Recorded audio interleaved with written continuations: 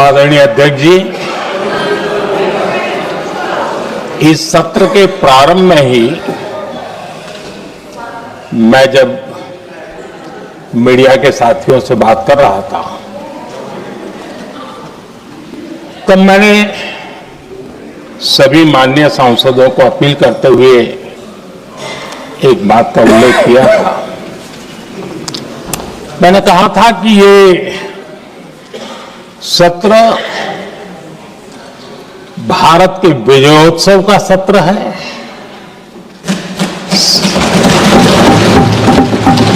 संसद का ये सत्र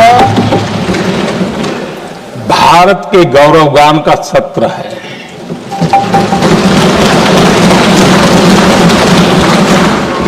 आदरणीय अध्यक्ष जी, जब मैं विजयोत्सव की बात कर रहा हूं तब मैं कहना चाहूंगा कि ये विजयोत्सव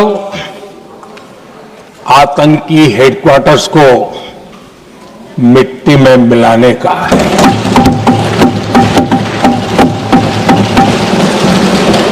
जब मैं विजयोत्सव कहता हूं तो ये विजयोत्सव सिंदूर की सौगंध पूरा करने का है।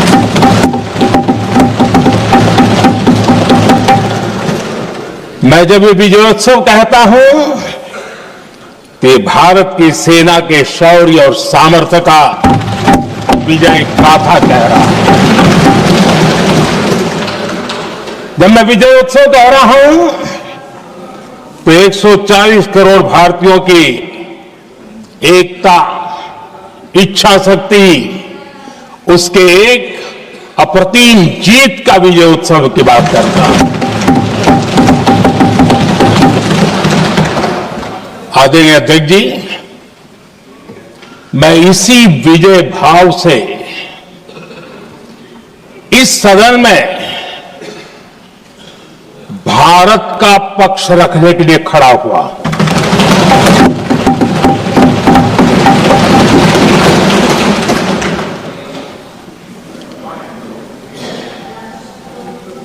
और जिन्हें भारत का पक्ष नहीं दिखता है उन्हें मैं आईना दिखाने के लिए खड़ा हुआ।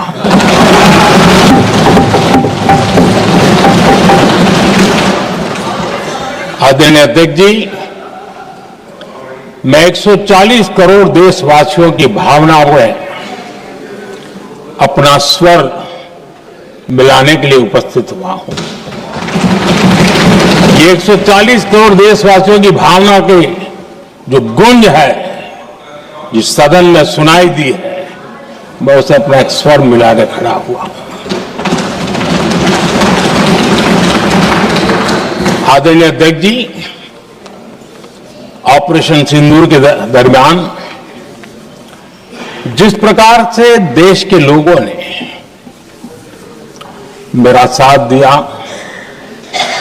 मुझे आशीर्वाद दिए, देश की जनता मुझ पर कर्ज है। मैं देशवासियों का आभार व्यक्त करता हूं। मैं देशवासियों का अभिनंदन करता हूं। आदरणीय अध्यक्ष जी, 22 अप्रैल को पहलगाम में जिस प्रकार की क्रूर घटना घटी, जिस प्रकार आतंकवादियों ने निर्दोष लोगों को उनका धर्म पूछ पूछ करके गोलियां मारी, ये क्रूरता की पराकाष्ठा थी। भारत को हिंसा की आग में झोंकने का ये सुविचारित प्रयास था। भारत में दंगे फैलाने की यह साजिश थी। मैं आज देशवासियों का धन्यवाद करता हूं कि देश ने एकता के साथ उस साजिश को नाकाम कर दिया।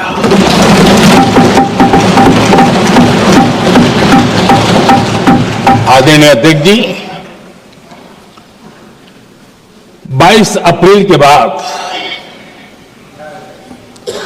मैंने एक सार्वजनिक रूप से और विश्व को समझ में आए इसलिए कुछ अंग्रेजी में भी वाक्यों का प्रयोग किया था और मैंने कहा था कि हमारा संकल्प है, हम आतंकियों को मिट्टी में मिला देंगे।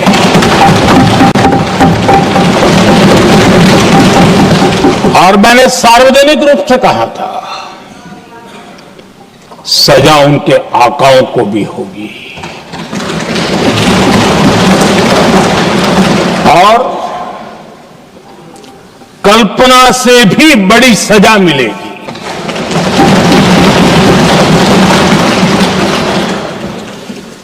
22 अप्रैल को मैं विदेश था,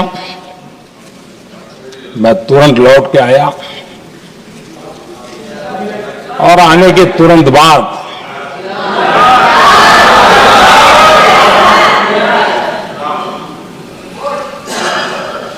मैंने एक बैठक बुलाई और उस बैठक में हमने साफ साफ निर्देश दिए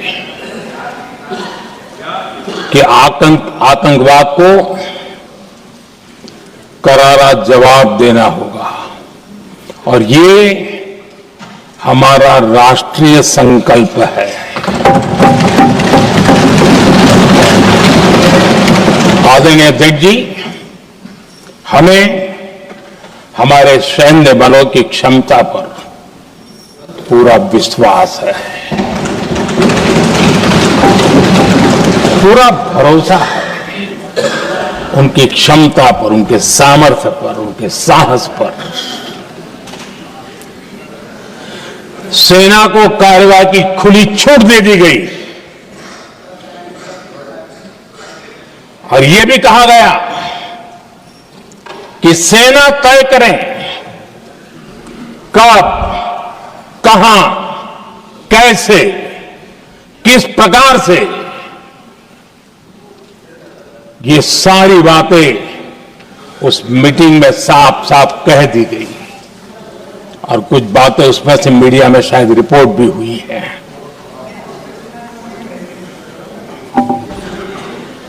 हमें गर्व है,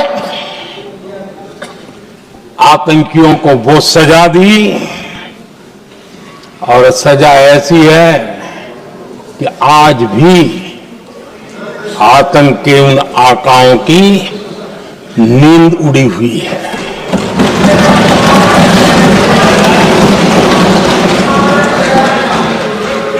आदरणीय अध्यक्ष जी, मैं हमारी सेना की सफलता के उससे जुड़े भारत के उस पक्ष को सदन के माध्यम से देशवासियों के सामने रखना चाहता हूं।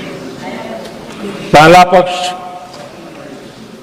पहलगाम हमले के बाद से ही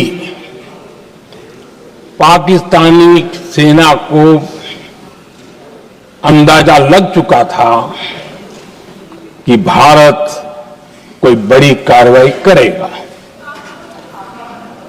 उनके तरफ से न्यूक्लियर की धमकियों के भी बयान आना शुरू हो चुके थे। भारत ने 6 मई रात और 7 मई सुबह जैसा तय किया था वैसी कार्रवाई की और पाकिस्तान कुछ नहीं कर पाया।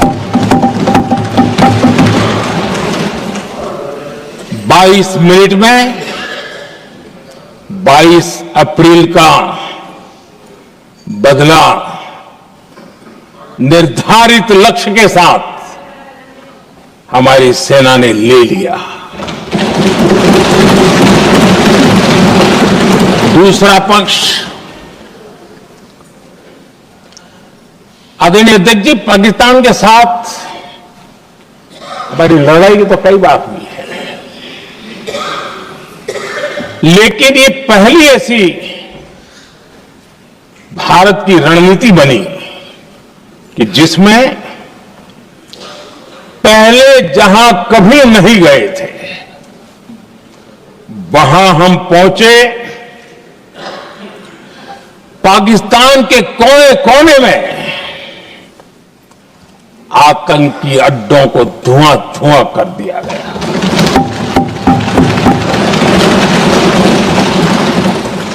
आतंक के गढ़ कोई सोच नहीं सकता वहां तक कोई जा सकता है। बहावलपुर और मुरीद के उसको भी जमींदोस्त कर दिया गया।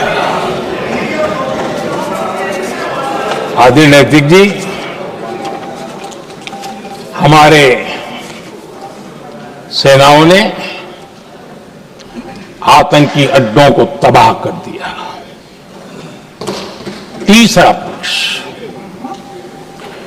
पाकिस्तान की न्यूक्लियर धमकी को हमने झूठा साबित कर दिया।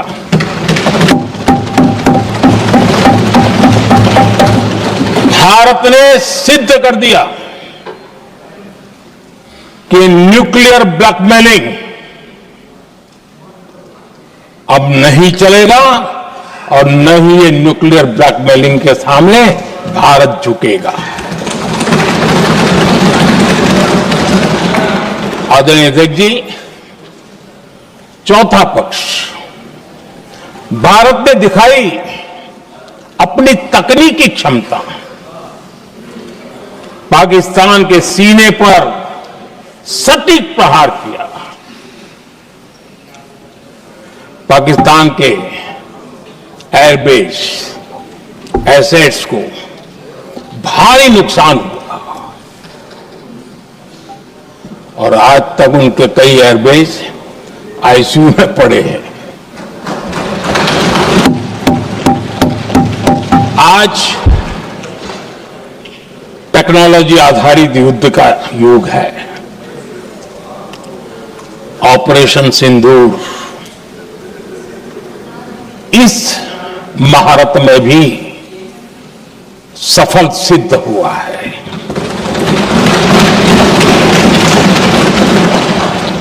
अगर पिछले 10 साल में जो हमने तैयारियां की हैं वो न की होती तो इस तकनीक के युग में हमारा कितना नुकसान हो सकता था, इसका हम अंदाज लगा सकते हैं। पांचवा पक्ष,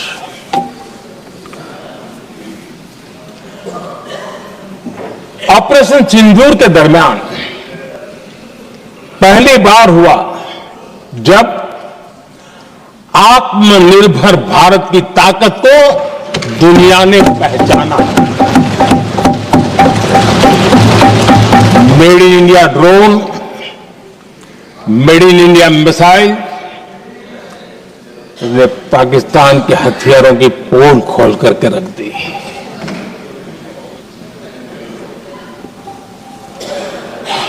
आदरणीय अध्यक्ष जी, और भी एक महत्वपूर्ण काम जो हुआ है, वैसे जब राजीव गांधी जी थे उस समय उनके जो एक डिफेंस का काम देखने वाले एमओएस थे, उन्होंने जब मैंने सीडीएस की घोषणा की तो वो बहुत प्रसन्न होकर के मुझे मिलने आए थे और बहुत बहुत प्रसन्न थे वो। इस समय ऑपरेशन में नेवी, आर्मी, एयरफोर्स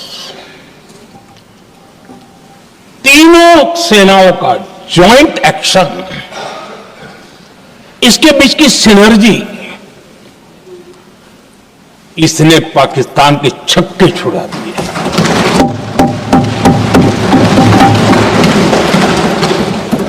आदरणीय अध्यक्ष जी, आतंक की घटनाएं पहले भी देश में होती थी, लेकिन पहले आतंकवादियों के मास्टरमाइंड निश्चिंत होते थे और वो आगे की तैयारी में लगे रहते थे। उनको पता था कुछ नहीं होगा। लेकिन अब स्थिति बदल गई है। अब हमले के बाद मास्टरमाइंड को नींद नहीं आती। उनको पता है कि भारत आएगा और मार के जाएगा।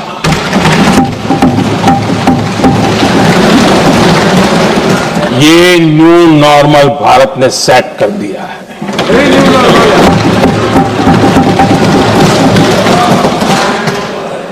आदरणीय अध्यक्ष जी, दुनिया ने देख लिया कि हमारी कार्यवाही का दायरा कितना बड़ा, स्केल कितना बड़ा। सिंदूर से लेकर के सिंधु तक पाकिस्तान पर कार्रवाई की है। ऑपरेशन सिंदूर ने तय कर दिया कि भारत में आतंकी हमले की उसके आकाओं को और पाकिस्तान को भारी कीमत चुकानी पड़ेगी। अब ऐसे ही नहीं जा सकते। आदरणीय अध्यक्ष जी, ऑपरेशन सिंदूर से स्पष्ट होता है कि भारत ने 3 सूत्र तय किए हैं।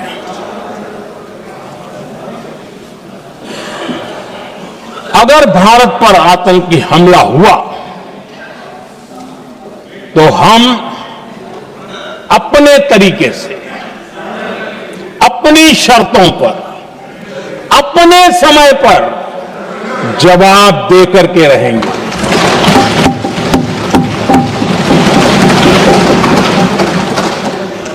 दूसरा, कोई भी न्यूक्लियर ब्लैकमेल अब नहीं चलेगा।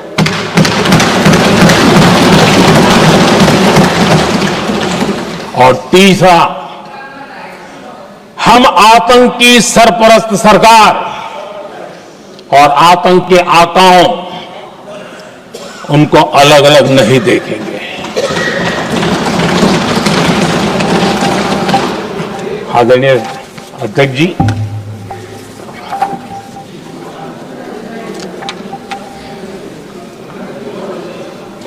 यहां पर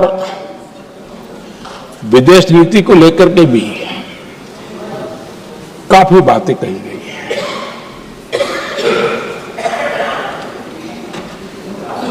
दुनिया के समर्थन को लेकर के भी काफी बातें कही गई हैं। मैं आज सदन में कुछ बातें पूरी स्पष्टता से कह रहा हूं। दुनिया में किसी भी देश ने भारत को अपनी सुरक्षा में कार्रवाई करने से रोका नहीं है।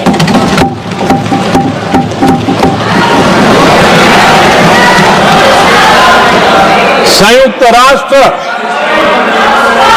193 कंट्रीज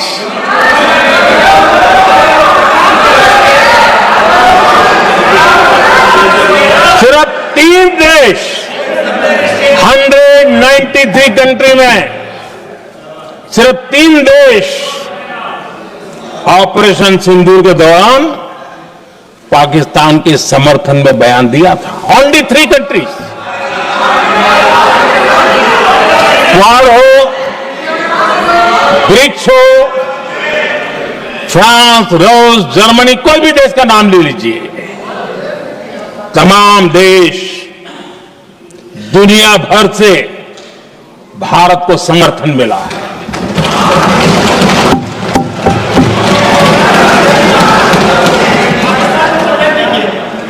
आदरणीय अध्यक्ष जी, दुनिया का समर्थन तो मिला, दुनिया के देशों का समर्थन मिला, माननीय है, लेकिन ये दुर्भाग्य है कि मेरे देश के वीरों के पराक्रम को कांग्रेस का समर्थन नहीं।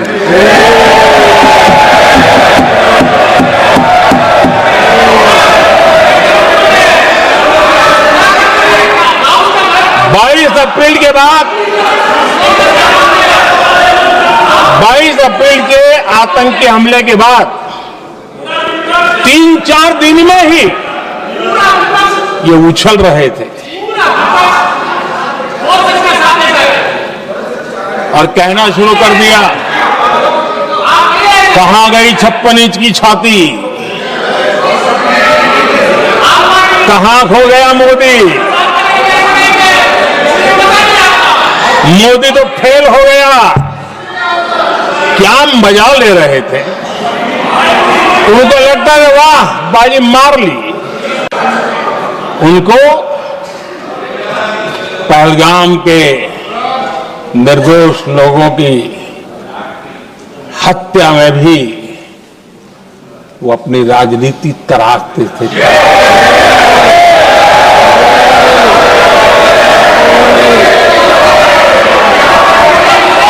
अपनी स्वार्थी राजनीति के लिए मुझ पर निशाना साध रहे थे, लेकिन उनकी ये बयानबाजी, इनका छिछोरापन देश के सुरक्षा बलों का मनोबल गिरा रहा था। माननीय प्रतिपक्ष के नेता, एक मिनट, प्रतिपक्ष के नेता आपकी बात अपने ध्यान से सुनिए।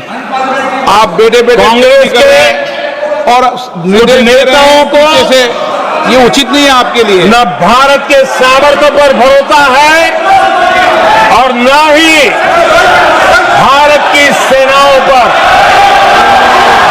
इसलिए वो लगातार ऑपरेशन सिंदूर पर सवाल उठा रहे हैं। ऐसा करके आप लोग मीडिया में हेडलाइंस तो ले सकते हैं, लेकिन देशवासियों के दिलों में जगह नहीं बना सकते।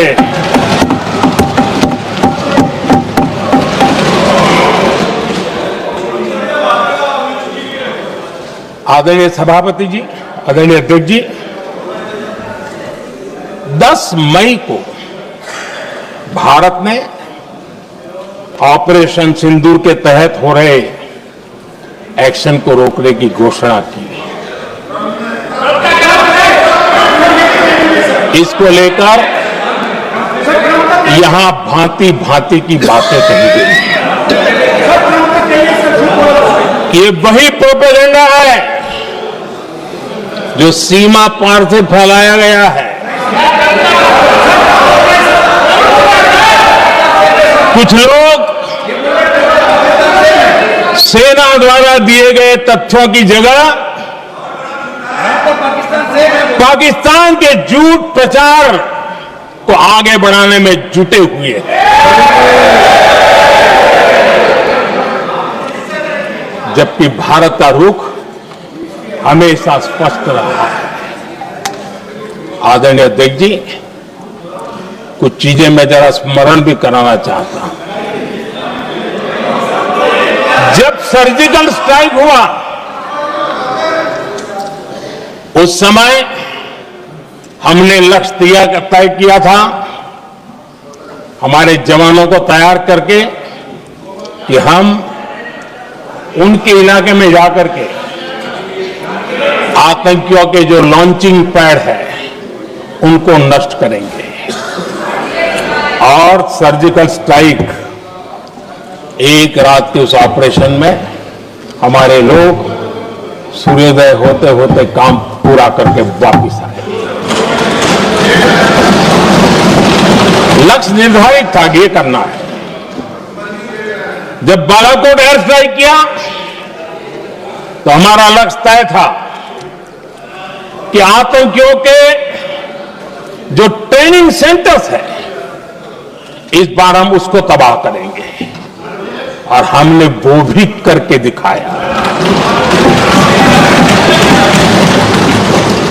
ऑपरेशन सिंदूर के समय हमारा लक्ष्य तय था और हमारा लक्ष्य था कि आतंक के जो एपी सेंटर है और पहलगाम के आतंकियों को जहां से पुरजोश योजना बनी, ट्रेनिंग मिली, व्यवस्था मिली, उस पर हमला करेंगे। हमने उनके नाभि पर हमला कर दिया।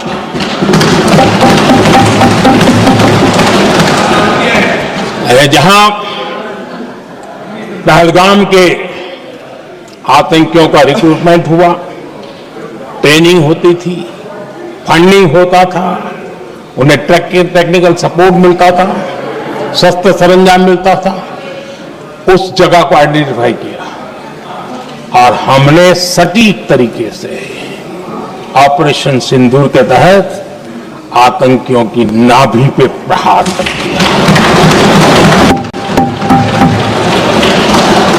और आदरणीय अध्यक्ष जी, इस बार भी हमारी सेना ने 100% लक्ष्यों को हासिल करके देश के सामर्थ्य का परिचय दिया।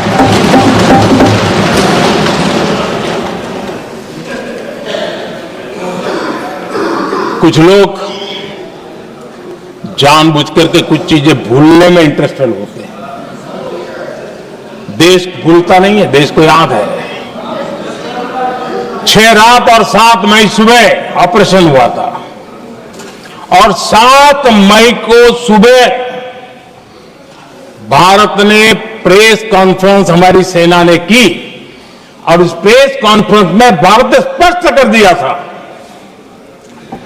और पहले दिन से क्लियर था कि हमारा लक्ष्य है आतंकियों के आका, आतंकियों की जो व्यवस्थाएं जहां से होती है वो और उनके अड्डे, उनको हम ध्वस्त करना चाहते थे और हमने प्रेस कॉन्फ्रेंस में कह दिया था, हमने हमारा काम कर दिया है, हमने जो तय किया था पूरा कर दिया है।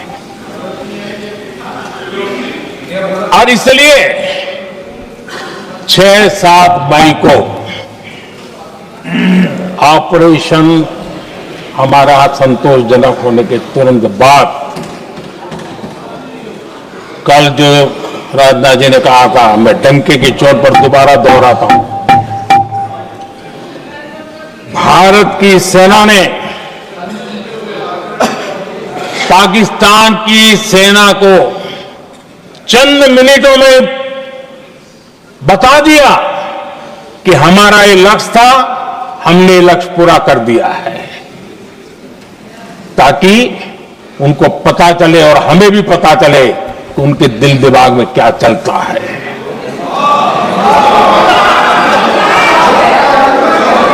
हमने अपना लक्ष्य 100% हासिल कर लिया था और पाकिस्तान में समझदारी होती तो आतंकियों के साथ खुलेआम खड़े रहने की गलती न करता। उसने निर्लज्ज होकर के आतंकवादियों के साथ खड़े रहने का फैसला किया। हम पूरी तरह तैयार थे, हम भी मौके की तलाश में थे, लेकिन हमने दुनिया को बताया था कि हमारा लक्ष्य आतंकवाद है, आतंकवादी आता है, आतंकवादी ठिकाने हैं, वो हमने पूरा कर दिया। लेकिन जब पाकिस्तान ने आतंकियों की मदद में आने का फैसला किया और मैदान में उतरने की हरकत की, तो भारत की सेना ने सालों तक याद रह जाए ऐसा करारा जवाब दे करके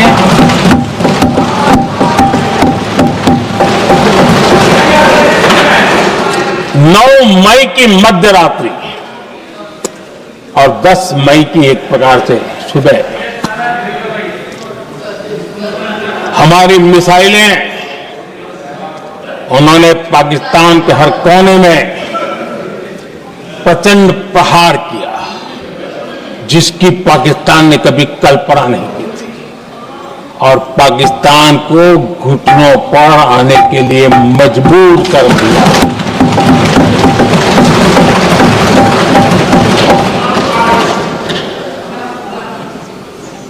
और आपने टीवी में भी देखा है, वहां से क्या बयान आते थे।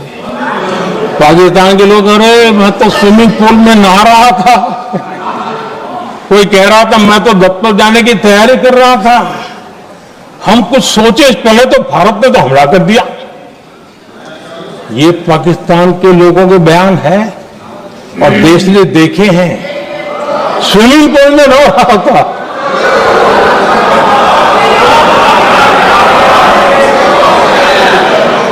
और जब इतना कड़ा प्रहार हुआ, पाकिस्तान ने कभी सोचा तक नहीं था, तब जाकर के पाकिस्तान ने फोन करके डीजीएमओ के सामने फोन करके गुहार लगाई, बस करो, बहुत मारा, अब ज्यादा मार झेलने की ताकत नहीं है, प्लीज हमला रोक दो। ये पाकिस्तान के डीजीएमओ का फोन था। और भारत ने तो पहले दिन ही कह दिया था, 7 तारीख सुबह की प्रेस देख लीजिए, कि हमने हमारा लक्ष्य पूरा कर दिया है, अगर आप कुछ करोगे तो महंगा पड़ेगा। और आप फिर ऐसे कैसे चलता है? प्लीज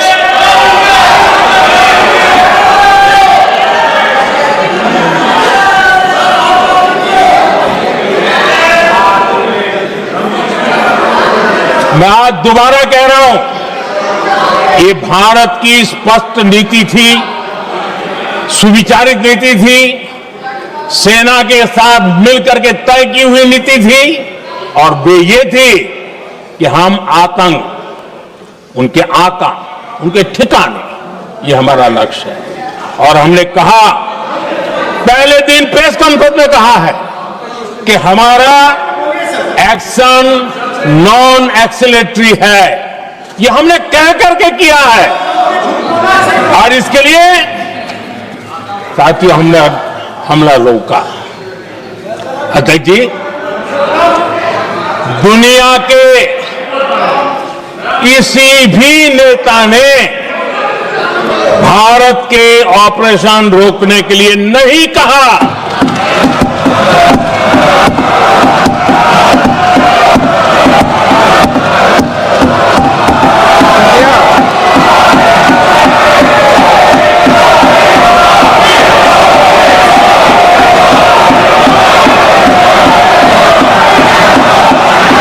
उसी दौरान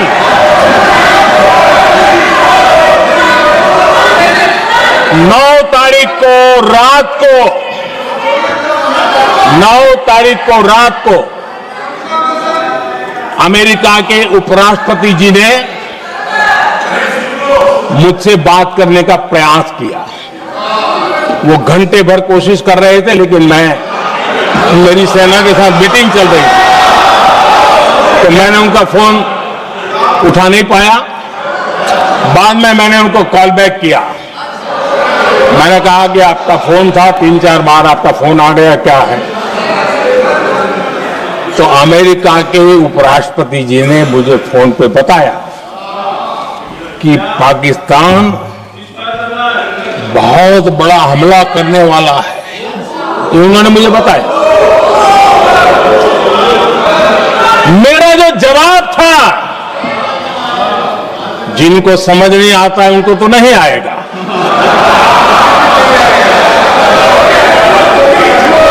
मेरा जवाब था,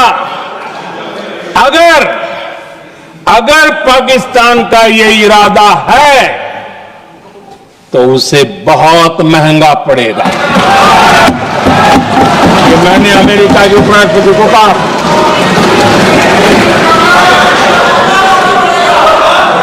अगर पाकिस्तान हमला करेगा तो हम बड़ा हमला कर करके जवाब देंगे। ये मेरा जवाब था। और आगे मेरा एक वाक्य था, मैंने कहा था हम गोली का जवाब गोले से देंगे। ये 9 तारीख रात की बात है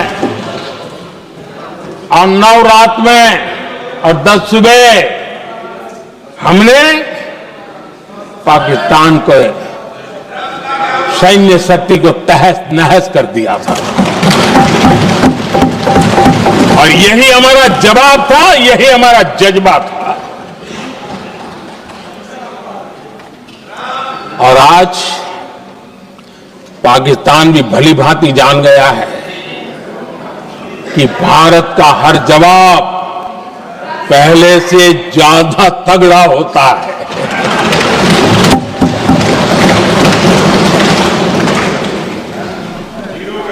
उसे यह भी पता है कि अगर भविष्य में नौबत आई तो भारत आगे कुछ भी कर सकता है। और इसलिए मैं फिर से लोकतंत्र के इस मंदिर में दोहराना चाहता हूं, ऑपरेशन सिंदूर जारी है।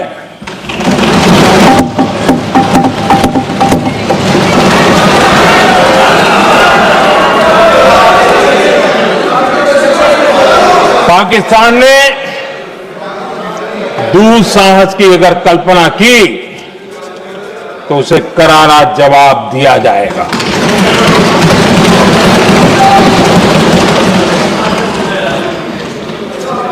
आदरणीय अध्यक्ष जी,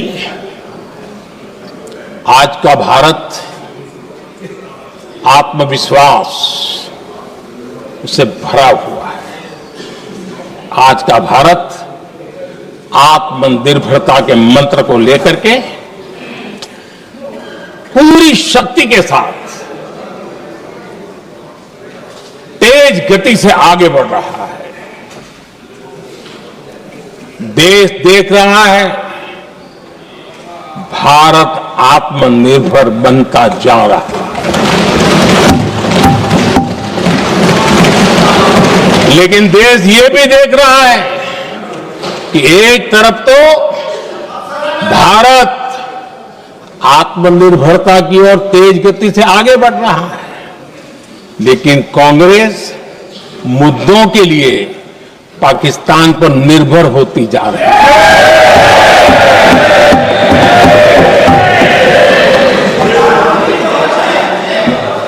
मैं आज पूरा दिन देख रहा था, जो 16 घंटे से जो चर्चा चल रही है, दुर्भाग्य से प्लीज बैठिए, सब जवाब दे दिया आपका।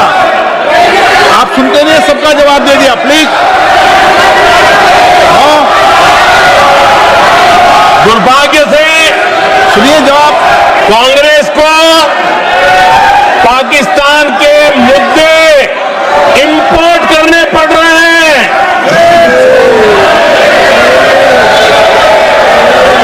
आदरणीय अध्यक्ष जी, आज के वॉरफेयर में इंफॉर्मेशन और नैरेटिव्स की प्लीज बैठिए। बहुत बड़ी भूमिका है।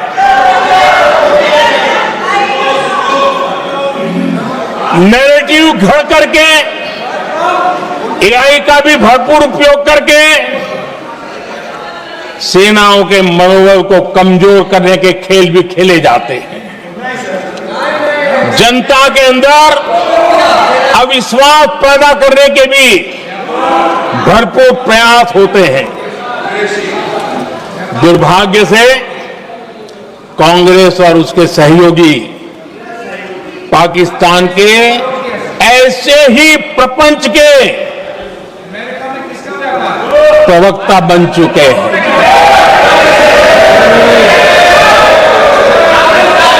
आदरणीय अध्यक्ष जी, देश की सेना ने,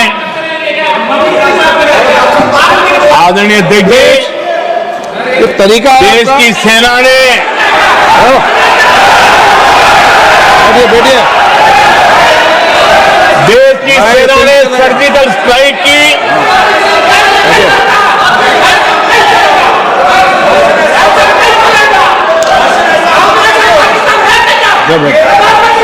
बैठिए बैठिए। आदरणीय अध्यक्ष जी, देश की सेना ने सफलतापूर्वक सर्जिकल स्ट्राइक की तो तुरंत कांग्रेस वालों ने सेना से सबूत मांगे थे, लेकिन जब उन्होंने देश का मूड देखा, देश का मिजाज देखा, तो सुर उनके बदलने लगे और बदल करके क्या कहने लगे? कांग्रेस के लोगों ने कहा ये सर्जिकल स्ट्राइक क्या बड़ी बात है, ये तो हमने भी की थी। एक ने कहा 3 सर्जिकल स्ट्राइक की थी, दूसरे ने कहा 6 सर्जिकल स्ट्राइक की थी, तीसरे ने कहा 15 सर्जिकल स्ट्राइक की थी। जितना बड़ा नेता उतना बड़ा आंकड़ा चल रहा था।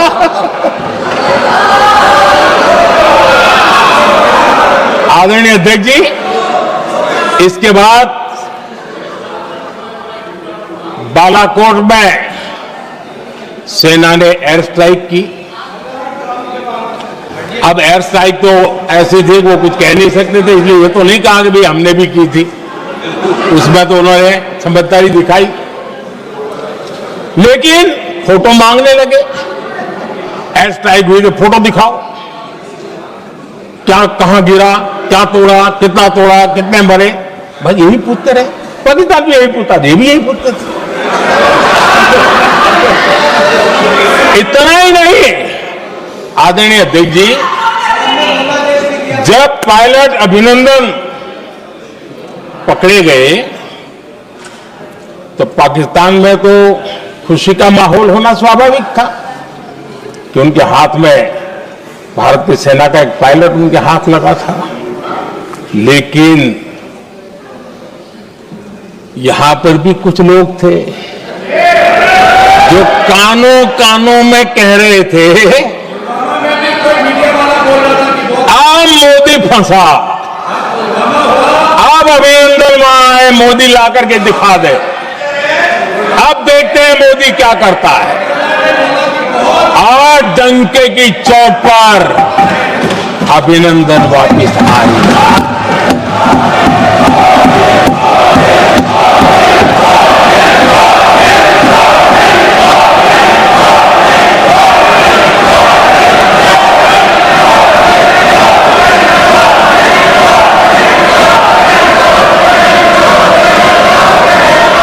अभिनंदन को ले आए तो इनकी बोलती बंद हो गई। इनको लगा यार ये नसीब वाला आदमी है, हमारा हथियार हाथ से निकल गया। आदरणीय अध्यक्ष जी, पहलगाम हमले के बाद हमारा बीएसएफ का एक जवान पाकिस्तान के कब्जे में गया तो फिर इनको लगा वाह बड़ा मुद्दा हाथ में आ गया है, अब मोदी फंस जाएगा। अब तो मोदी की फजीयत जरूर होगी। और उनकी इकोसिस्टम ने सोशल मीडिया में बहुत सारी कथाएं वायरल की कि ये बीएसएफ के जवान का क्या होगा, उसके परिवार का क्या होगा, ये वापस आएगा, कब आएगा, कैसे आएगा, न जाने क्या क्या चला दिया। आदरणीय अध्यक्ष जी, बीएसएफ का वो जवान भी आन बान शान के साथ वापस आया।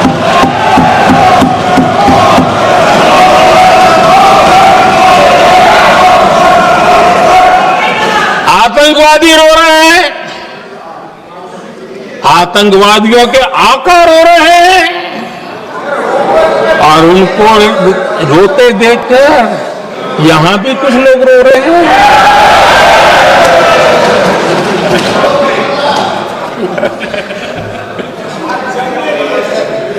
अब देखिए, सर्जिकल स्ट्राइक में सर्जिकल स्ट्राइक चल रही थी, उसके बाद उन्होंने एक खेल खेलने की कोशिश की, बात जमी नहीं।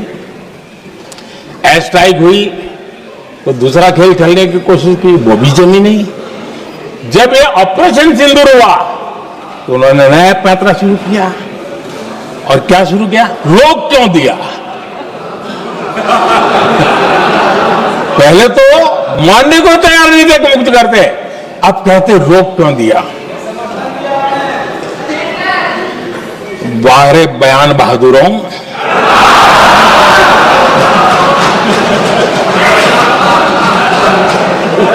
आपको विरोध का कोई न कोई बहाना चाहिए। और इसलिए सिर्फ मैं नहीं, पूरा देश आप पर हंस रहा है।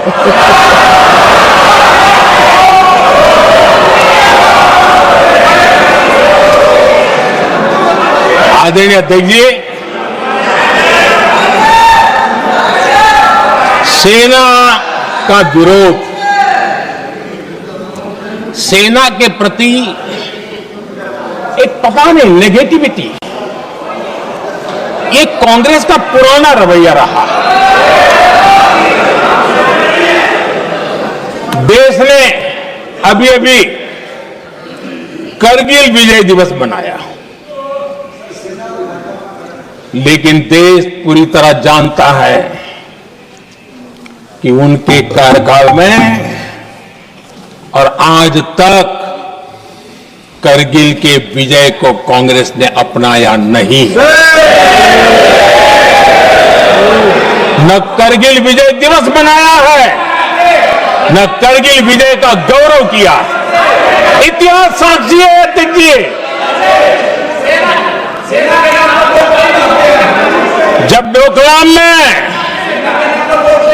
सैन्य हमारा शौर्य दिखा रहा था,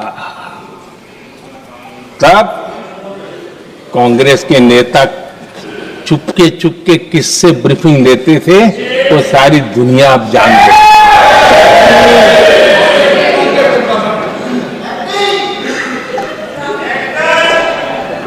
आप निकाल दीजिए पाकिस्तान के सारे बयान और यहां हमारा विरोध करने वाले लोगों के बयान, फुल स्टॉप कॉमा के साथ एक है।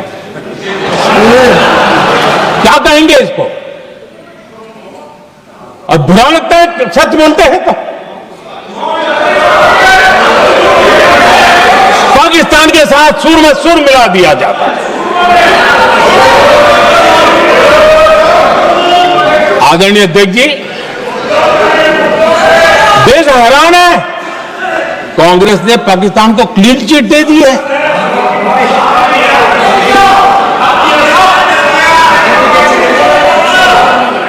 उनकी ये हिम्मत, और इनकी आदत जाती नहीं है, ये हिम्मत कि पहलगाम के आतंकी पाकिस्तानी थे, इसका सबूत दो।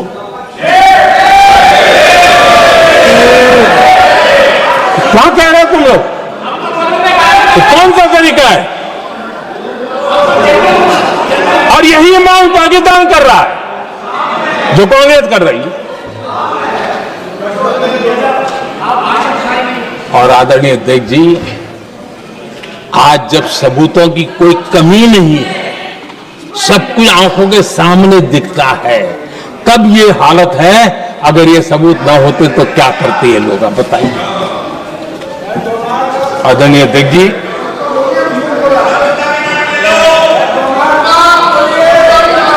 अध्यक्ष जी, ऑपरेशन सिंदूर के एक पार्ट की तरफ तो चर्चा भी बहुत होती है, ध्यान भी जाता है, लेकिन देश के लिए कुछ गौरव की क्षणें होती हैं, ताकत की परिचय होता है, उसकी तरफ भी ध्यान जाना बहुत आकर्षित है। हमारे एयर डिफेंस सिस्टम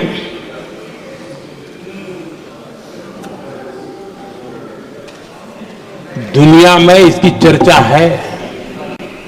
हमारे एयर डिफेंस सिस्टम ने पाकिस्तान की मिसाइल और ड्रोन्स उसको तीनटे की तरफ बिखेर दिया था।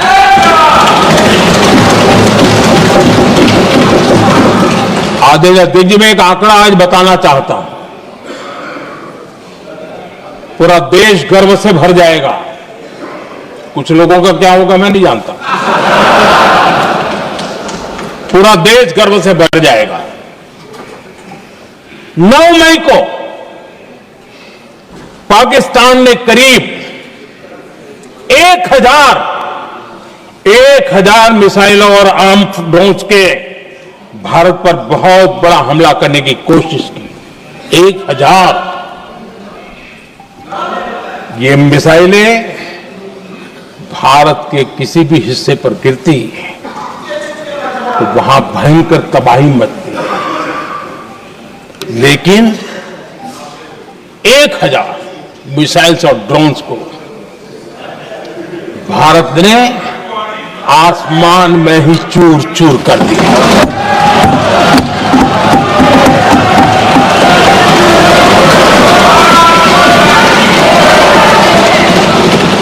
हर देशवासी को इससे गर्व हो रहा।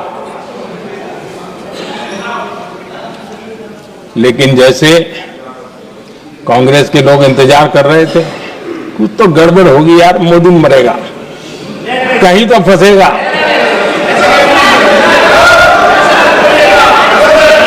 पाकिस्तान ने आदमपुर एयरबेस पर हमले का झूठ फैलाया, उस झूठ को बेचने की भरपूर कोशिश की, पूरी ताकत नहीं लगा दी। मैं अगले ही दिन आदमपुर पहुंचा और खुद जाकर के उनके झूठ को मैंने बेनकाब कर दिया। तब जाकर के उनको अकल ठिकाने लगी कि अब ये झूठ चलने वाला नहीं है। आदरणीय अध्यक्ष जी, जो हमारे छोटे दलों के साथी हैं, जो राजनीति में नए हैं, उनको कभी शासन में रहने का अवसर नहीं मिला, उनसे कुछ बातें निकलती मैं समझ सकता हूं। लेकिन कांग्रेस पार्टी ने इस देश में लंबे समय तक राज किया है, उसको शासन की व्यवस्थाओं का पूरा पता है, उन चीजों से वो निकले हुए लोग हैं, उनके लिए शासन व्यवस्था क्या होती इसकी समझ पूरी है, अनुभव है उनके पास। उसके बाद भी विदेश मंत्रालय तुरंत जवाब दे, उसको स्वीकारना नहीं। विदेश मंत्री जवाब दे, इंटरव्यू दे, बार बार बोले, उसको स्वीकारना नहीं। गृह मंत्री बोले, रक्षा मंत्री बोले, किसी पर भरोसा नहीं। जिसने इतने सालों तक राज किया, उनको देश की व्यवस्थाओं पर अगर भरोसा नहीं है, तब शक उठता है कि क्या हालत हो गई है इनकी। आदरणीय अध्यक्ष जी, अब कांग्रेस का भरोसा पाकिस्तान के रिमोट कंट्रोल से बनता है और बदलता है।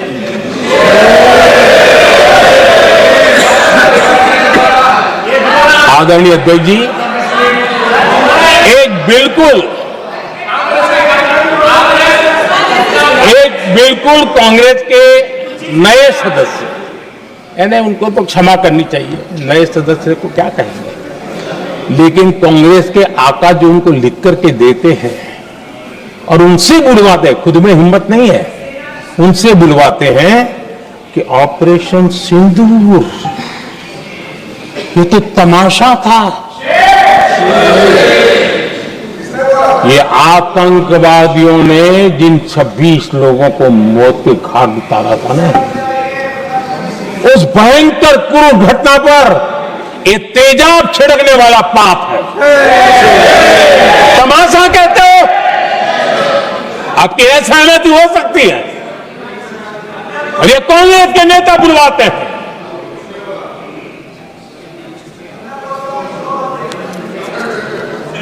आदरणीय अध्यक्ष जी, पहलगाम के हमलावरों को कल हमारे सुरक्षा बलों ने ऑपरेशन महादेव करके अपने अंजाम तक पहुंचाया।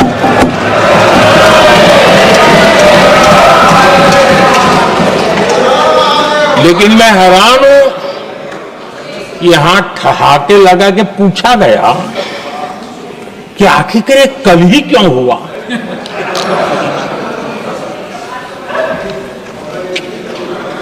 अब ये क्या हो गया है मुझे समझ नहीं आ रहा है। क्या ये ऑपरेशन के लिए कोई सावन महीने का सोमवार ढूंढा गया था क्या? क्या हो गया है इन लोगों को? हताशा, निराशा इस हद तक।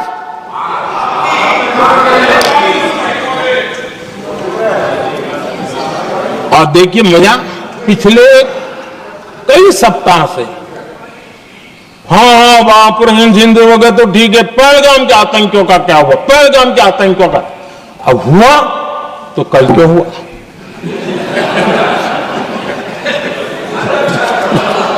और कल ही क्यों हुआ? क्या हाल है अध्यक्ष जी का। आदरणीय अध्यक्ष जी,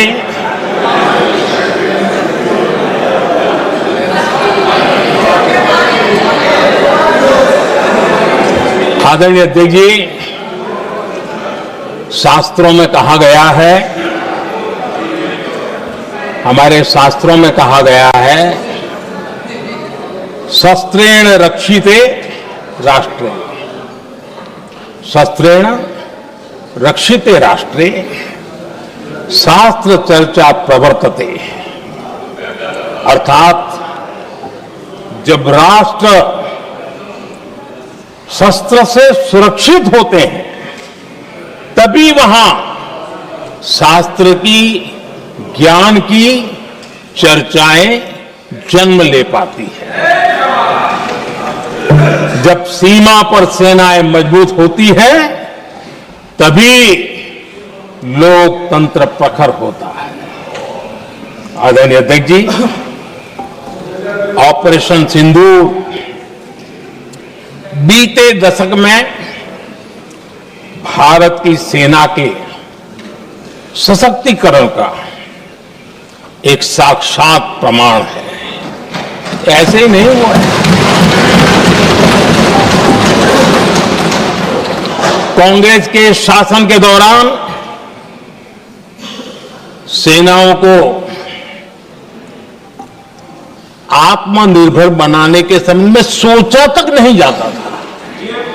आज भी आत्मनिर्भर शब्द की मजाक उड़ाई जाती है। वैसे वो महात्मा गांधी से आया हुआ है, लेकिन आज भी मजाक उड़ाई जाती है। हर रक्षा सौदे में कांग्रेस अपने मौके खोजती रहती थी।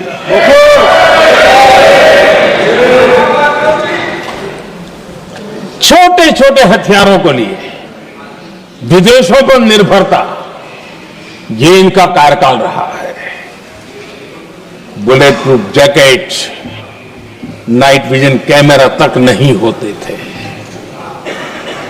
और लंबा लिस्ट है, जीप से शुरू होता है, बफो, हेलीकॉप्टर, हर चीज के साथ घोटाला जुड़ा हुआ है। आदरणीय अध्यक्ष जी, हमारी सेनाओं को आधुनिक हथियारों के लिए दशकों तक इंतजार करना पड़ा। आजादी के पहले, और इतिहास गवाह, एक जमाना था जब डिफेंस मैन्युफैक्चरिंग में भारत का आवाज सुनाई देती थी। जिस समय तलवारों से लड़ा जाता था ना, तब भी तलवारें भारत की श्रेष्ठ मानी जाती थी। हम डिफेंस के इक्विपमेंट में आगे थे। लेकिन आजादी के बाद जो एक मजबूत डिफेंस इक्विपमेंट मैन्युफैक्चरिंग का हमारा दायरा था, जो हमारा पूरा इकोसिस्टम था, उसको सोच समझ करके तबाह कर दिया गया, उसको दुर्बल किया गया।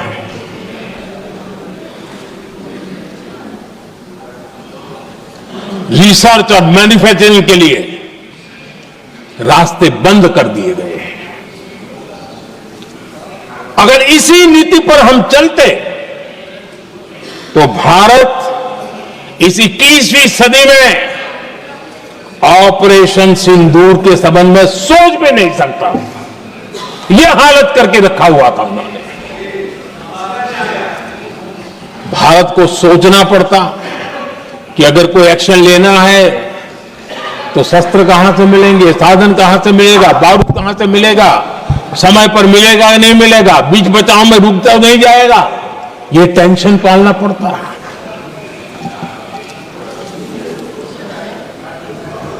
आदरणीय अध्यक्ष जी, बीते एक दशक में मेक इन इंडिया हथियार सेना को मिले, उन्होंने इस ऑपरेशन में बहुत निर्णायक भूमिका निभाई।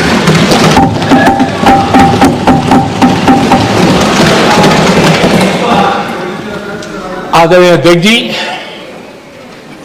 एक दशक पहले भारत के लोगों ने संकल्प लिया, हमारा देश सशक्त, आत्मनिर्भर और आधुनिक राष्ट्र बने। रक्षा, सुरक्षा, हर क्षेत्र में बदलाव के लिए एक के बाद एक ठोस कदम उठाए गए, सीरीज ऑफ रिफॉर्म्स किए गए और देश में सेना में जो रिफॉर्म्स हुए हैं, जो आजादी के बाद पहली बार हुए। चीफ ऑफ डिफेंस स्टाफ की नियुक्ति, ये विचार कोई नया नहीं था, दुनिया में प्रयोग भी चलते हैं, भारत में निर्णय नहीं होते थे। हमने, ये बहुत बड़ा रिफॉर्म था, हमने किया और बहुत ही, मैं हमारी तीनों सेनाओं का अभिनंदन करता हूं कि इस व्यवस्था को उन्होंने दिल से सहयोग किया है, दिल से स्वीकार किया है। सबसे बड़ी ताकत ज्वाइंटनेस और इंटीग्रेशन की इस समय नेवी हो, एयरफोर्स हो, आर्मी हो, ये इंटीग्रेशन और ज्वाइंटनेस ने हमारी ताकत को अनेक गुना बढ़ा दिया और उसका परिणाम भी हमें नजर में आया है, ये हमने करके दिखाया है। सरकार की जो डिफेंस प्रोडक्शन की कंपनियां थी, उसमें हमने रिफॉर्म किए। शुरुआत में वहां पर आग लगाना, आंदोलन करवाना, हड़तालें करवाने के खेल चल रहे थे, अभी भी बंद नहीं हुए हैं, लेकिन देश हित को सर्वोपरि मान करके उन डिफेंस इंडस्ट्री के हमारे जो लोग थे सरकारी व्यवस्था में, उन्होंने इसको मन से लिया, रिफॉर्म को स्वीकार किया और वो भी आज बहुत प्रोडक्टिव बन गए। इतना ही नहीं, हमने प्राइवेट सेक्टर के लिए भी डिफेंस के दरवाजे खोल दिए हैं और आज भारत का प्राइवेट सेक्टर आगे आ रहा है। आज स्टार्टअप्स डिफेंस के क्षेत्र में हमारे 27-30 साल के नौजवान, टियर 2, टियर 3 सिटी के नौजवान, कई कुछ जगह तो बेटियां स्टार्टअप का नेतृत्व कर रही है। डिफेंस के सेक्टर में सैकड़ों की तादाद में आज स्टार्टअप काम कर रहे हैं। ड्रोन्स, एक प्रकार से मैं कह सकता हूं, ड्रोन्स की जितनी भी एक्टिविटी हमारे देश में हो रही है, शायद एवरेज 30-35 की उम्र होगी जो लोग कर रहे हैं, वो सारे लोग, और सैकड़ों की तादाद में कर रहे हैं। और उसका ताकत, क्योंकि इनका भी योगदान था इसमें, जिन्होंने इस प्रकार के प्रोडक्शन किए हैं, और वो हमें ऑपरेशन सिंदूर में बहुत काम आए। मैं उन सबके प्रयासों को बहुत साधुवाद करता हूं और मैं उनको विश्वास दिलाता हूं, आगे बढ़िए, अब देश रुकने वाला नहीं है। आदरणीय अध्यक्ष जी, डिफेंस सेक्टर में मेक इन इंडिया ये नारा नहीं था। हमने इसके लिए बजट पॉलिसी में जो परिवर्तन करना था, जो नए इनिशिएटिव ले रहे थे, वो नए इनिशिएटिव लिए। और सबसे बड़ी बात, क्लियर कट विजन के साथ हमने देश में make in India defence sector के अंदर तेज गति से हम आगे बढ़ रहे हैं। आदरणीय अध्यक्ष जी, एक दशक में डिफेंस का बजट लगभग पहले से 3 गुना हुआ है। डिफेंस प्रोडक्शन में करीब करीब 250% वृद्धि हुई है, 250% वृद्धि हुई है।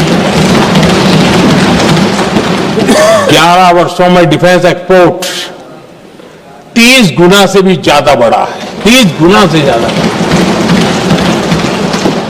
डिफेंस एक्सपोर्ट आज दुनिया के करीब 100 देशों तक हम पहुंचे। और आदरणीय अध्यक्ष जी, कुछ चीजें ऐसी होती हैं जो इतिहास में बहुत बड़ा प्रभाव छोड़ती है। ऑपरेशन सिंदूर ने डिफेंस का जो मार्केट है उसमें भारत का झंडा गाड़ दिया है। भारत के हथियारों की डिमांड आज बढ़ती चली जा रही है, मांग बढ़ रही है। ये भारत में उद्योगों को भी बल देगी, एमएसएमई को बल देगी, हमारे नौजवानों को रोजगार देगी और हमारे नौजवान अपनी बनाई चीजों से दुनिया में अपनी ताकत का प्रदर्शन कर पाएंगे। ये आज दिख रहा है, मैं देख रहा हूं। डिफेंस के क्षेत्र में जो आत्मनिर्भर भारत की दिशा में हम जो कदम उठा रहे हैं, मैं हैरान हूं। कुछ लोगों को आज भी तकलीफ हो रही है, जैसे उनका खजाना लूट गया। ये कौन सी मानसिकता है? देश को ऐसे लोगों को पहचानना होगा। आदरणीय अध्यक्ष जी, मैं स्पष्ट करना चाहता हूं, डिफेंस में भारत का आत्मनिर्भर होना ये आज की शस्त्रों की स्पर्धा में के काल में विश्व शांति के लिए भी जरूरी है।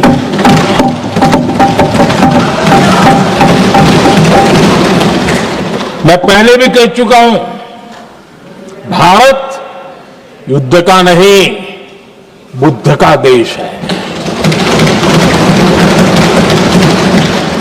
हम समृद्धि, शांति चाहते हैं, लेकिन हम ये कभी न भूले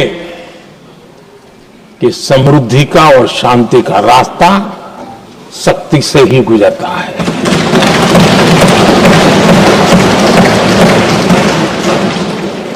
आदरणीय अध्यक्ष जी, हमारा भारत छत्रपति शिवाजी महाराज, महाराजा रणजीत सिंह, राजेंद्र चोला, महाराणा प्रताप, लसित बोरफुकन और महाराजा सुहेलदेव का देश है।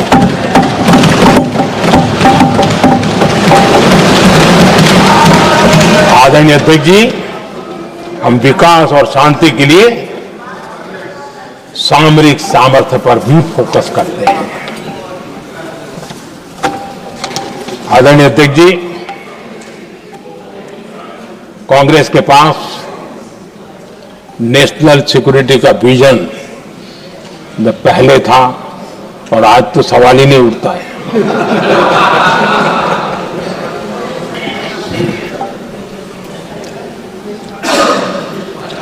कांग्रेस ने हमेशा नेशनल सिक्योरिटी पर समझौता किया। आज जो लोग पूछ रहे हैं पीओके को वापस क्यों नहीं लिया, वैसे ये सवाल मुझे ही पूछ सकते हैं और किसको पूछ सकते हैं।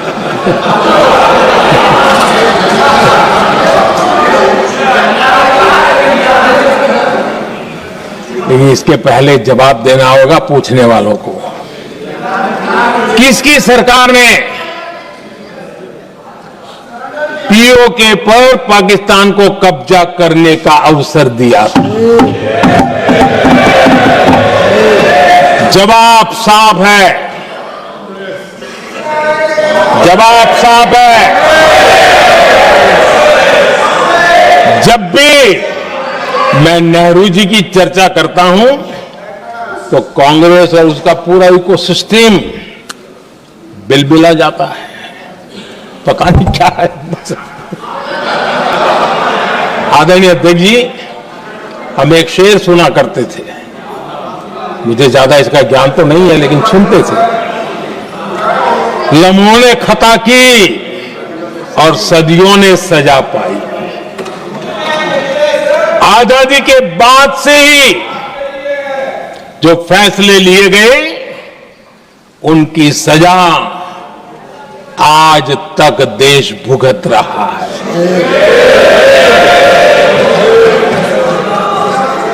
यहां बार बार एक बात का जिक्र हुआ और मैं फिर से करना चाहूंगा। अक्साई चीन की उस पूरे क्षेत्र को बंजर जमीन करार दिया गया, ये कह करके तो बंजर है। देश की 38,000 वर्ग किलोमीटर जमीन हमें खोनी पड़ी।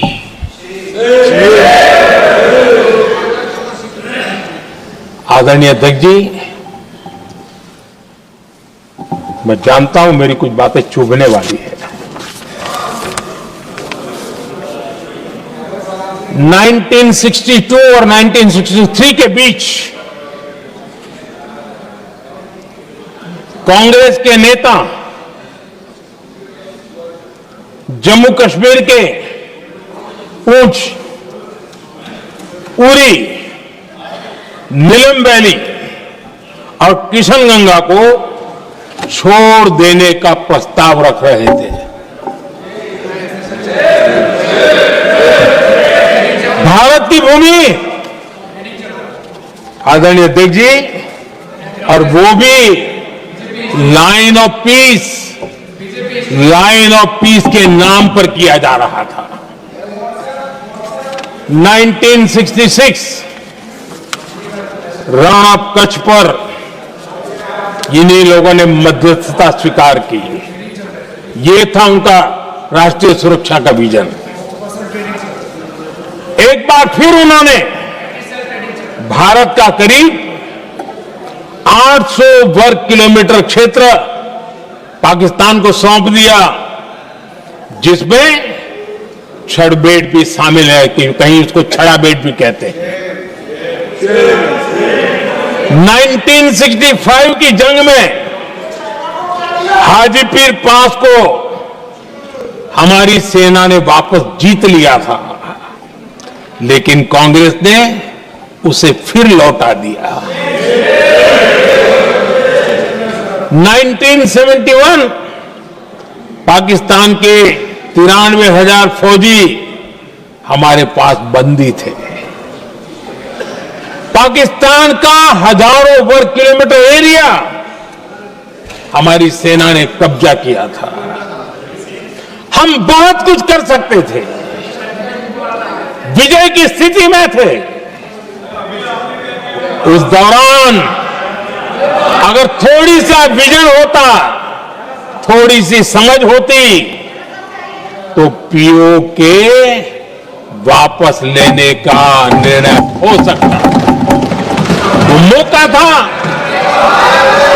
वो मौका भी छोड़ दिया गया। अरे इतना ही नहीं, इतना सारा जब सामने टेबल पर था, अरे कम से कम करतारपुर साहब को तो ले सकते थे, वो ही नहीं कर पाया। 1974 श्रीलंका को कच्चथीवु द्वीप को गिफ्ट कर दिया गया। आज तक हमारे मछुआरे भाई बहनों को इससे परेशानी होती है, उनकी जान पर आफत आती है। क्या गुनाह था तमिलनाडु के मेरे फिशरमैन भाई बहनों का कि आपने उनका हक छीन लिया और दूसरों को गिफ्ट कर दिया? कांग्रेस का दशकों से इरादा लेकर चल रही थी कि सियाचिन से सेना हटा दी जाए। आदरणीय अध्यक्ष जी, 2014 में देश ने इनको मौका नहीं दिया, वरना आज सियाचिन भी हमारे पास नहीं होता।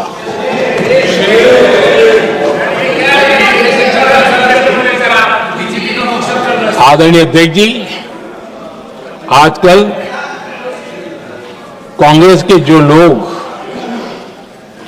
हमें डिप्लोमेसी का पाठ पढ़ा रहे हैं, मैं उन्हें उनकी डिप्लोमेसी याद दिलाना चाहता हूं ताकि उनको भी कुछ याद रहे, पता चले। 26/11 जैसे भयंकर हमले के बाद बहुत बड़ा आतंकी हमला था। कांग्रेस का पाकिस्तान से प्रेम नहीं रुका। इतनी बड़ी घटना 26/11 की हुई थी। विदेशी दबाव में हमले के कुछ हफ्तों के भीतर ही कांग्रेस सरकार ने पाकिस्तान से बातचीत शुरू कर दी। आदरणीय अध्यक्ष जी, कांग्रेस सरकार ने 26/11 की इतनी बड़ी घटना के बाद भी एक भी डिप्लोमेट को भारत से बाहर निकालने की हिम्मत नहीं की। छोड़ो इधर, एक वीजा तक कैंसिल नहीं किया, एक वीजा तक कैंसिल नहीं कर पाए थे। देश पर पाकिस्तानी स्पॉन्सर बड़े बड़े हमले होते गए, लेकिन यूपीए सरकार ने पाकिस्तान को मोस्ट फेवर्ड नेशन का दर्जा देकर रखा था। वो कभी वापस नहीं लिया था। एक तरफ देश मुंबई के हमले का ये न्याय मांग रहा था, दूसरी तरफ कांग्रेस पाकिस्तान के साथ व्यापार करने में लगी थी।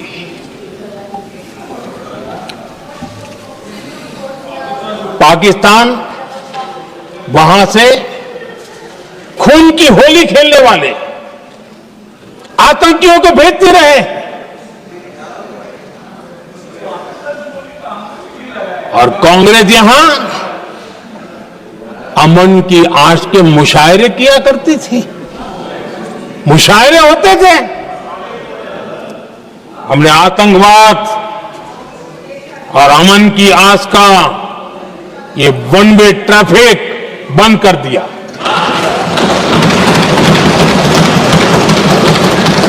हमने पाकिस्तान का MFN का दर्जा रद्द किया, वीजा बंद किया। हमने अटारी वाघा बॉर्डर को बंद कर दिया। आदरणीय अध्यक्ष जी,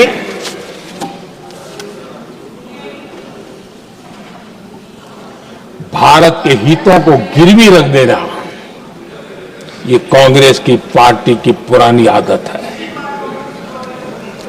इसका सबसे बड़ा उदाहरण सिंधु जल समझौता है। सिंधु जल समझौता किसने किया? नेहरू जी ने किया। और मामला किससे जुड़ा था? भारत से निकलने वाली नदियां, हमारे यहां से निकली हुई नदियां, उसका वो पानी था। और वो नदियां हजारों साल से भारत की सांस्कृतिक विरासत रही है, भारत की चैतन्य शक्ति रही है। भारत को सुजलाम सुफलाम बनाने में उन नदियों का बहुत बड़ा योगदान रहा है।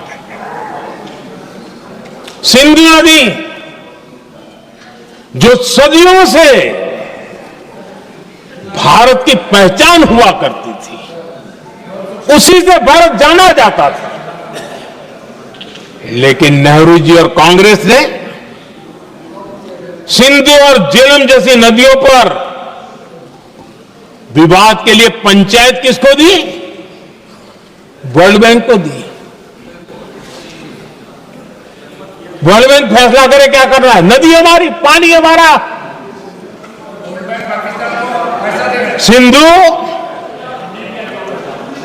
सिंधु जल समझौता सीधा सीधा भारत की अस्मिता और भारत के स्वाभिमान के साथ किया गया बहुत बड़ा धोखा था।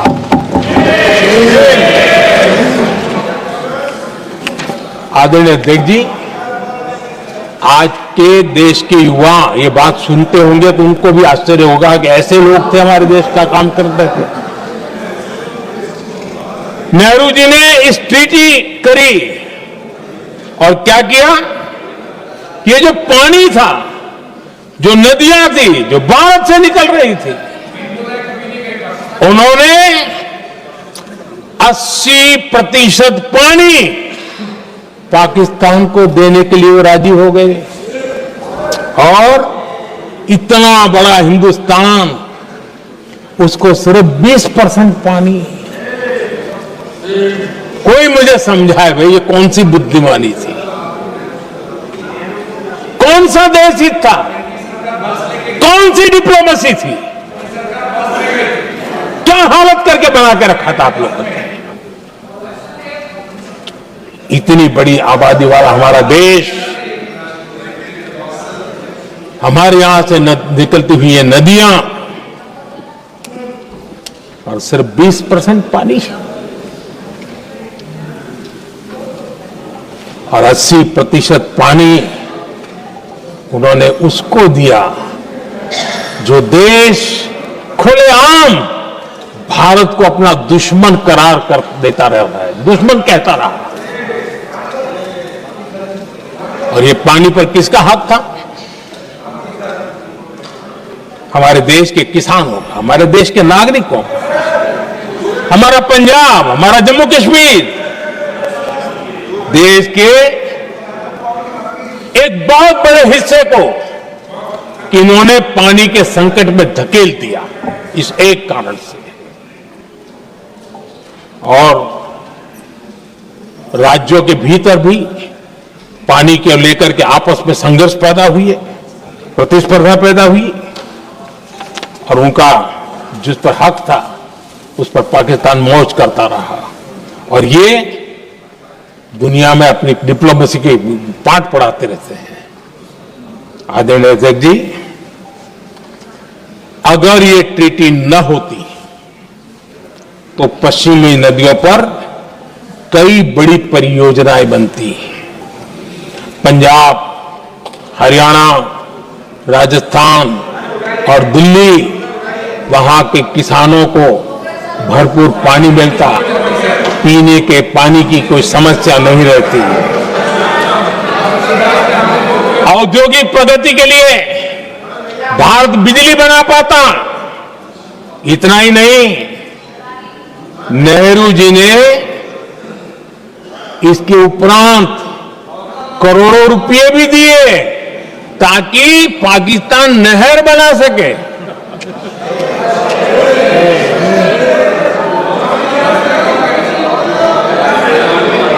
आदरणीय अध्यक्ष जी, इससे भी बड़ी बात, देश चौंक जाएगा। ये चीजें छिपाई गई है, दबा दी गई है। कहीं भी बांध बनता है तो उसमें एक मैकेनिज्म होता है उसकी सफाई का, डीसिल्टिंग का। उसमें जो मिट्टी भर जाती है, बाकी घास वगैरह आकर के भर जाता है तो उसकी कैपेसिटी कम होती है, तो उसकी सफाई के लिए यानी इनबिल्ट व्यवस्था होती है। नेहरू जी ने पाकिस्तान के कहने पर यह शर्त स्वीकार की है कि इन बांध में जो मिट्टी आएगी, कूड़ा कचरा आएगा और बांध भर जाएगा, इसकी सफाई नहीं कर सकते। डिसिल्टिंग नहीं कर सकते हैं? बांध हमारे यहां, पानी हमारा, लेकिन निर्णय पाकिस्तान का कि आप डिसिल्टिंग नहीं कर सकते। इतना ही नहीं, जब इस बार मैं डिटेल में गया तो एक बांध तो ऐसा है कि जहां ये डिसिल्टिंग के लिए जो गेट होता है ना, उसको वेल्डिंग कर दिया गया है ताकि कोई गलती से भी खोल करके मिट्टी को निकाल ना दे।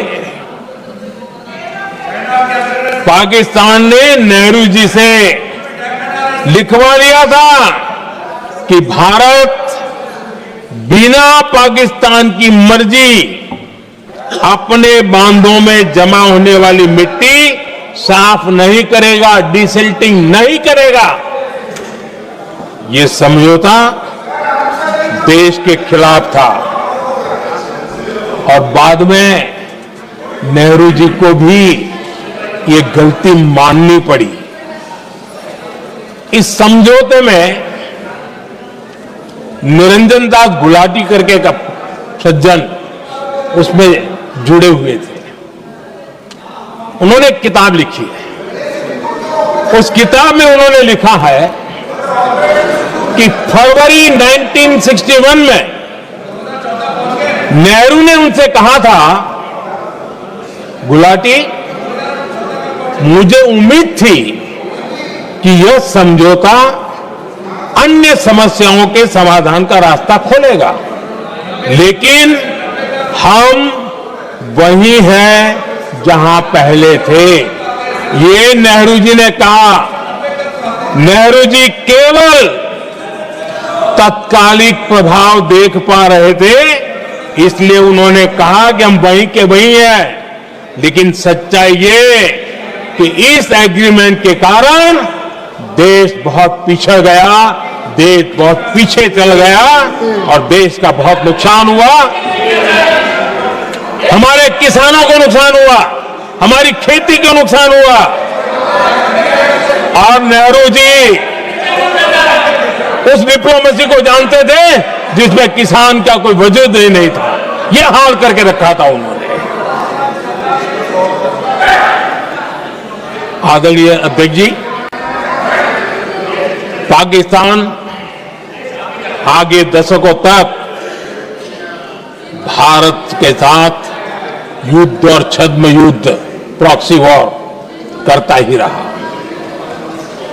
लेकिन कांग्रेस की सरकारों ने बाद में भी सिंधु जल समझौते की तरफ देखा तक नहीं, नेहरू जी की गलती को सुधारा तक नहीं। आदरणीय अध्यक्ष जी, लेकिन अब भारत ने पुरानी गलती को सुधारा है, ठोस निर्णय लिया है। भारत ने नेहरू जी द्वारा किए गई बहुत बड़ी ब्लंडर, सिंधु जल समझौते को देश हित में, किसानों के हित में एबेंस में रख दिया है। देश का अहित करने वाला ये समझौता अब इस रूप में आगे नहीं चल सकता। भारत ने तय कर दिया है, खून और पानी साथ साथ नहीं बह सकते।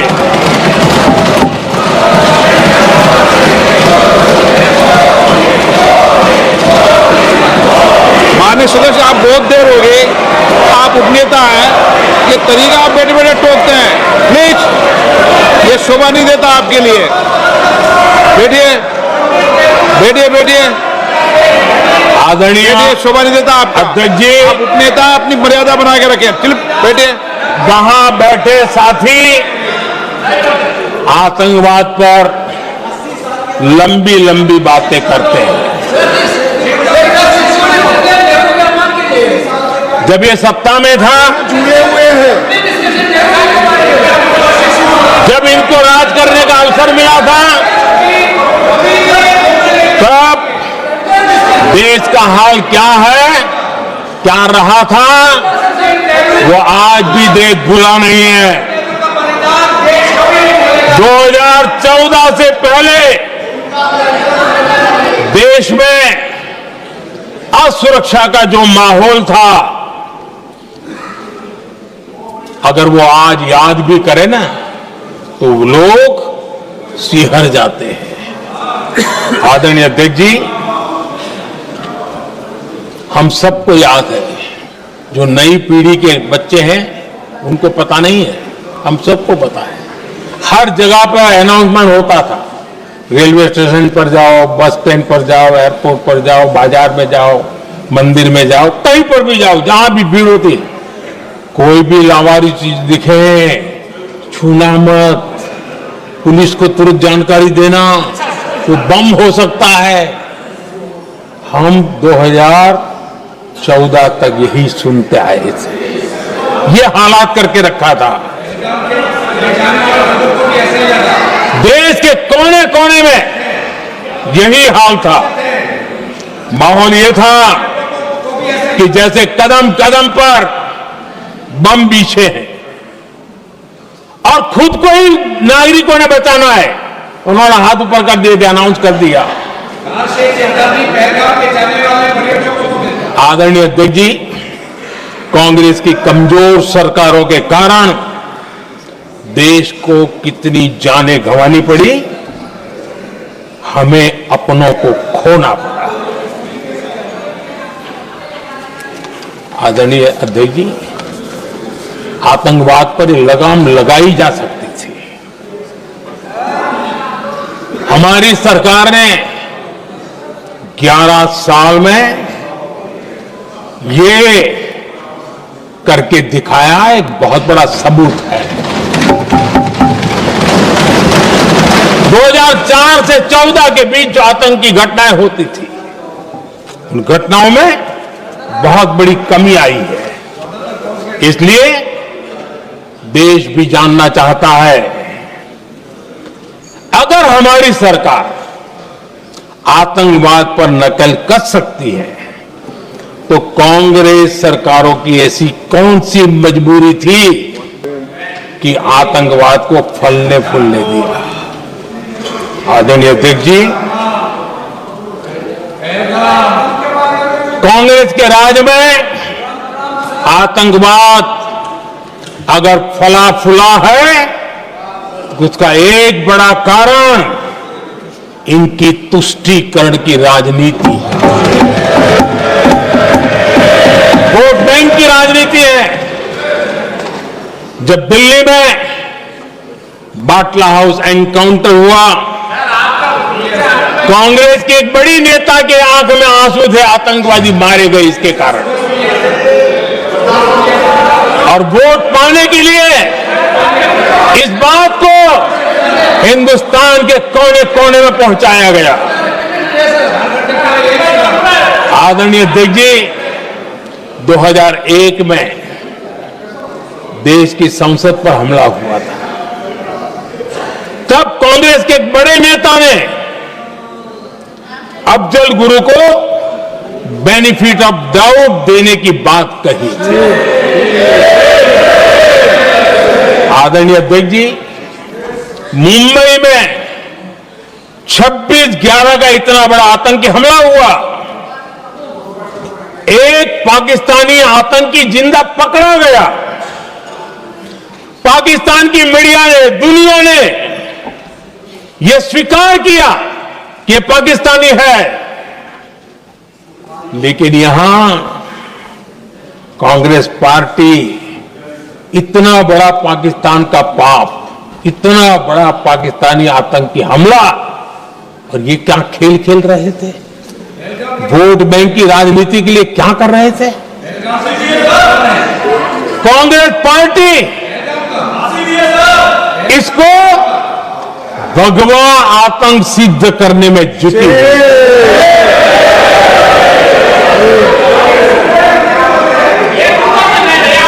कांग्रेस दुनिया को हिंदू आतंकवाद की थ्योरी बेचने में लगी हुई थी।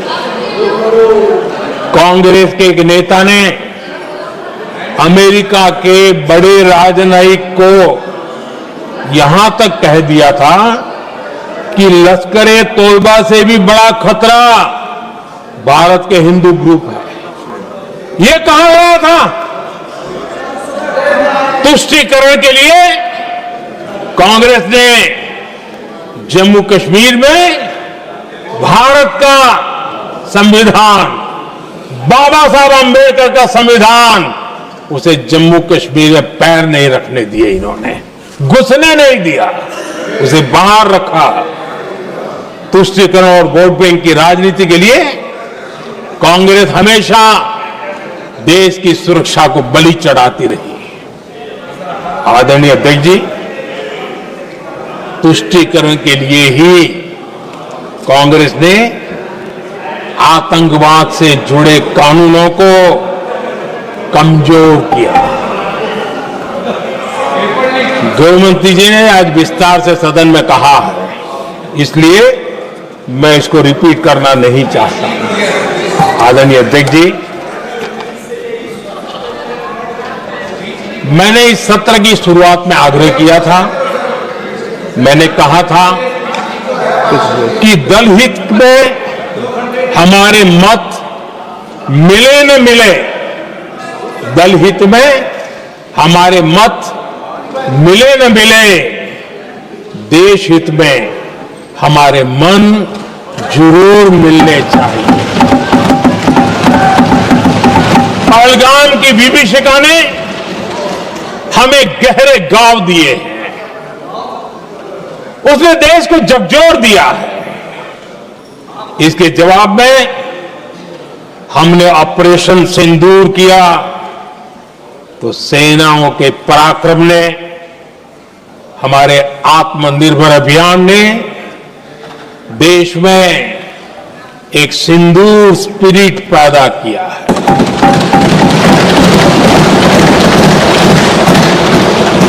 ये सिंदूर स्पिरिट हमने तब भी देखी जब दुनिया भर में हमारे प्रतिनिधि मंडल भारत की बात बताने गए।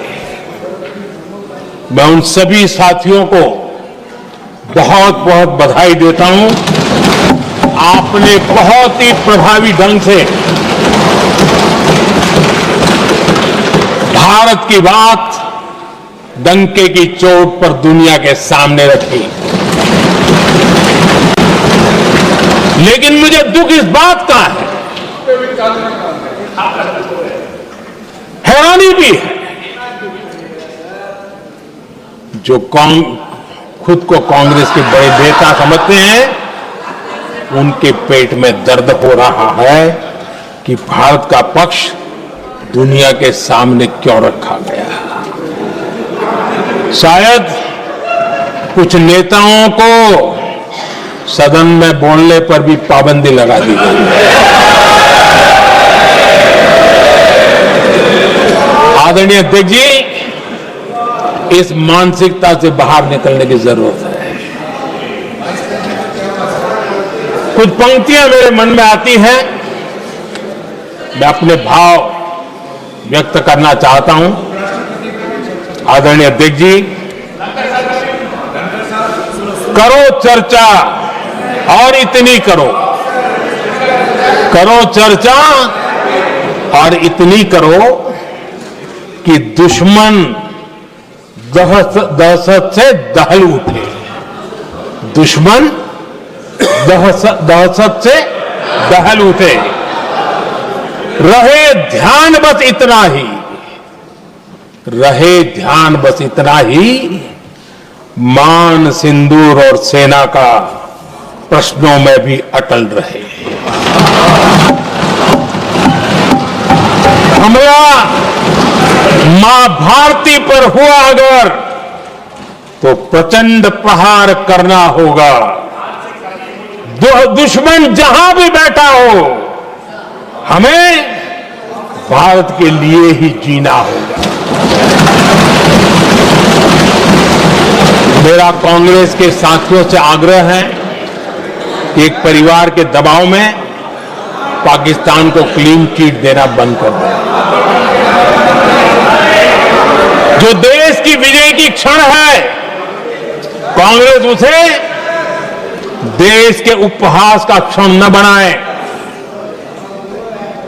कांग्रेस अपनी गलती सुधारे। मैं आज सदन में फिर स्पष्ट करना चाहता हूं, अब भारत आतंकी नर्सरी में ही आतंकियों को मिट्टी में मिलाएगा।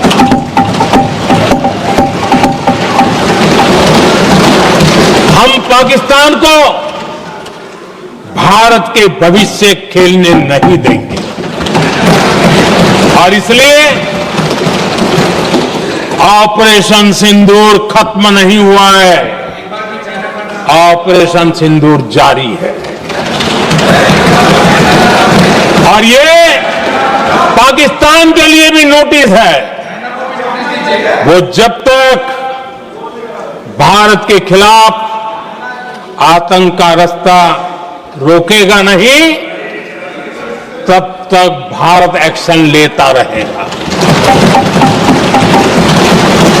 भारत का भविष्य सुरक्षित और समृद्ध होगा, यही हमारा संकल्प है। इसी भाव के साथ मैं फिर से सभी सदस्यों को सार्थक चर्चा के लिए धन्यवाद देता हूं और आदरणीय अध्यक्ष जी, मैंने भारत का पक्ष रखा है, भारत के लोगों की भावनाओं को व्यक्त किया है। मैं सदन का फिर से आभार व्यक्त करता हूं। बहुत बहुत धन्यवाद।